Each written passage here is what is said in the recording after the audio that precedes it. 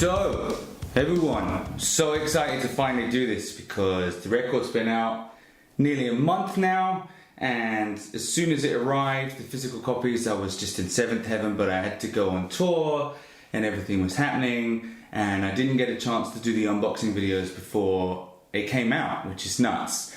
And as a designer, as some of you may know, I've harped on about this. Really, the design is my favorite bit of making a record. I know that sounds weird, but the design bit of me takes over, and I sort of make the music, and that's fine.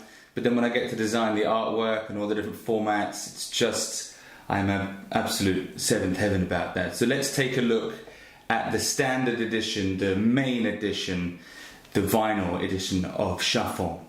So here it is. So lovely. It just comes, it's really quite a simple package. After Devolver was a gatefold and St. Pancras was a gatefold, I was quite happy to get back to just a, an outer, an inner, and a disc. But the artwork, as I discussed in various other ways, is I designed it to be really bold and striking. You're not going to forget this album cover or confuse it with anything else. I've gone into detail about what all the symbols mean in other videos, but suffice to say that they all represent one of the 14 tracks, and this is the main. You see the other editions have different front covers, but this is the actual album cover on the standard vinyl. And on the back, I put all of the info on the back, which is rare for me because usually that goes on the inner, who played what, the thank you list, all the details and whatnot. But I really like it when you see like an old vinyl that's got just who played everything on the back. All the info was on the back at one time. There's something a little bit retro about that, so I decided to do that, and I really like the way it's come out. And there's plenty of room on a 12-inch for all that information. So you got side JL all down there with who played what, then you got side Shuffle with who played what down there, and a little thank you list. And look out to see if your name is in there, because it might be. And at the top here, on the standard vinyl edition, I have the quote from the Seikilos epitaph: "While you live, shine. Let nothing grieve you beyond measure, for our lives are only so long, my love. In the end, time will take everything." That's my own personal translation of the ancient Greek, and I thought that was nice just to have a little look at as a little one of the mottos for the record. And so let's open it up and take a look what's inside. Let's take a look at the inner. So straight away, what you get is this really lovely, big photo of yours truly that I shot especially with Scott Chalmers. We did a whole shoot right at the start of the campaign on the same day that we did Popeye. We did these photographs with the speech bubble over my eye. Obviously that's harking back to David Bowie and all these other great artists that have got there before me. We shot these especially for the album art. These aren't for press or promo images or anything like that. We shot them so you could have something special on the inlay of the record. So I'm really pleased that came out. It's so big, a nice big picture. And then on the other side, before I flip it over, I did something, again, a little bit special just for this release, just for this format, the standard 12-inch. Because if you may have seen elsewhere, I did a big painting which was a larger extrapolation of the Pequod Meets the Delight track. It's sort of an expanded version of this symbol. And I did have it in my mind to use that on the 12-inch on the other side of the inner, because there's no info on the inner, there's no words, we've got space to have nice big pictures.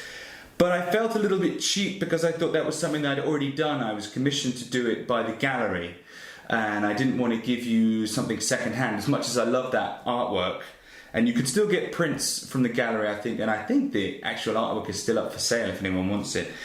But I thought what I'd rather do, because you'll see on the other versions, the CD format and the deluxe format, they've got a lot of bells and whistles, and it's like a weird puzzle, and stuff fits together because we got cutouts and we got clear CD edges. The standard vinyl, because of the nature of the format, couldn't really have any of that. We had to save all the die cuts and stuff for the deluxe. So I wanted to have something that was unique to the standard vinyl. So I did a special artwork just for the standard vinyl, which is again the expanded icon for Love Song for a Vampire, which is my favourite song in the world and on this record. And I had this idea quite early on to do that we could see the bat, the vampire bat, within the heart, and then the note there. And I'm so pleased with how this came out, because I was really struggling for a way to make this edition special in its own right.